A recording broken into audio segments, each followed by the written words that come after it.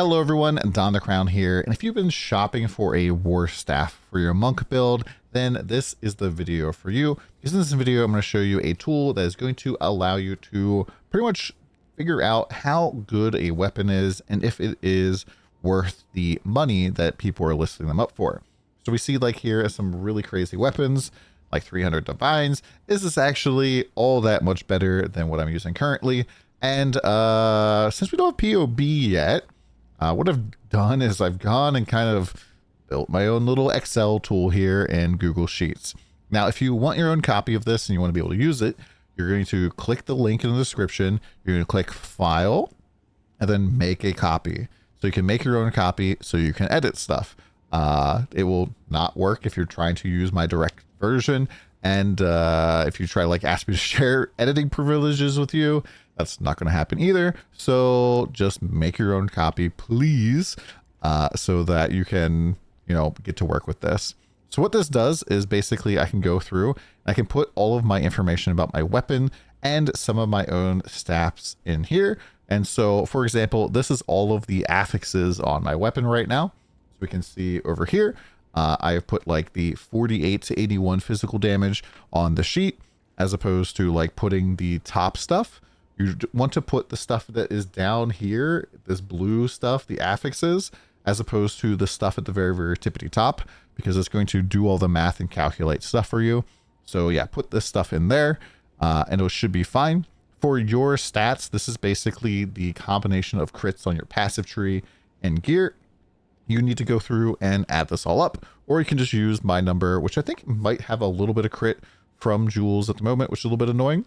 This plus crit comes through from struck through, which adds flat crit as well.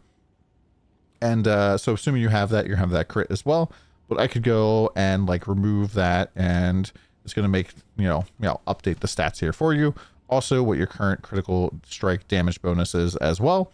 You can go and just find this by adding it all up. There's also some nodes that are going to give you more critical strike damage bonus if you've done a non-crit recently, so you might need to work these in and not just look at whatever is on your tooltip. So for example here, 400% is actually probably closer to 425 here. And I believe that there are some other things in here, and there are some of the increased damage, like 30% increased damage is conditional as well. You're going to be adding this up as well for this part. Now, this might not matter all that much if you are not going to use a weapon with elemental percentage damage on it. However, I believe the very best weapon will have percentage elemental damage, and so you're going to want to fill this information out. And so to give you an idea, we pretty much have your weapon, the weapon you want to buy, and then over here is what we're calling basically the god weapon. The perfect weapon, I believe right now, is going to be tier 1 flat fizz, tier 1 percentage fizz, tier 1 elemental damage, tier 1 attack speed, critical chance, and crit damage. Absolutely just bonkers weapon. Pretty insane weapon to have. This is never going to exist, probably in PoE2, unless they add some sort of crazy harvest type of stuff. Really, really quite good. So going over here, let's go and compare this weapon. So we have a Demon Chant Expert Long Staff. I'm going to go drop that in here. We're going to go put the flat damage in here, 41 to 75, and then to 213% physical from this part here. Going down here, we don't have any elemental damage, so I will remove that. It has 12% attack speed. It has 3, 4, 6 crit chance, and then 26% crit damage bonus. It also has an additional 13% up here, so I'll add that in as well. So it's actually 39%. It has 40% rune physical, doesn't have any crit damage runes, and it has 20% quality. So I can see that this is going to be a 23% damage boost for me. However, is that worth 300 divines for me? Probably not. So we can continue to shop and go down here. So like, for example, this staff here is 70 divines, and I've sorted by PDPS just to see like kind of which one's the best here. So we can go click barrier staff. We can go 54 to 94, and then 150 physical, 5 lightning to 89. Now, one of the things this is not going to cover is if you're using like infusion or something, that reduces the damage of particular elements. That's not supported yet, so sorry about that. But I can see that for 70 divines, this staff would give me 1% more damage. So that's also probably not super worth it. However, I can hover over here and see that if I was to whittle this, it would probably take either the rage or the stunning. Watch my video about whittling if you want to know more. But basically, it's going to remove the modifier that has the lowest level requirement. So it's going to be either of these because they're both 30%. So this is like a 50-50 chance for me to re-roll stun duration into like attack speed, for example. And let's say I got like 10% attack speed. This would now become an 11% buff for the weapon. So it'd be pretty good. And yeah, hopefully this video will help you out a little bit with the tool. I'm sure there are probably some problems with it and some kinks and stuff. And we'll definitely be making some upgrades and fixes to it. Stuff that I'm probably not going to support is like melee skill levels. I don't believe that they're very good in the first place, mostly because they give you about like 3%-ish more damage per level, but it's like each level gives you 3% more. So it does kind of multiply on itself. However, your skill itself might scale different ways, and also just like increases the mana cost tremendously. So I think like putting a lot of weight onto something that is kind of bad is also pretty bad. Like I saw a guy that has a plus like, I think 9 levels to his total skill. He had triple the mana cost of what I did, and he could just like attack 2 times and he was completely dry. So not really worth it in my mind to have that on your weapon at all. However, it might add a little bit of value to your weapon. Now, the last thing I wanted to talk about was the fact that the rune stuff here. So let's go, and I'm just going to go copy this over. I'm going to select everything here, press Control C, and then Control Shift V, which is just going to paste in just the values and not mess up any of the formulas behind the sheet that you're not going to ever look at probably. But one of the things a lot of people ask me about is critical strike damage runes.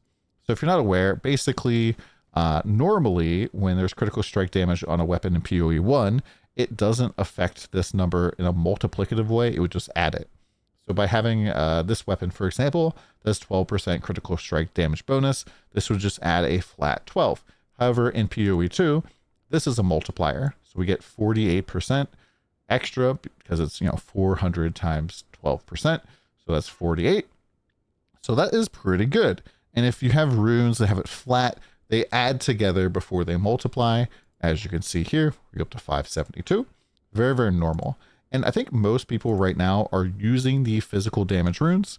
And in most situations, that's probably the right call to do.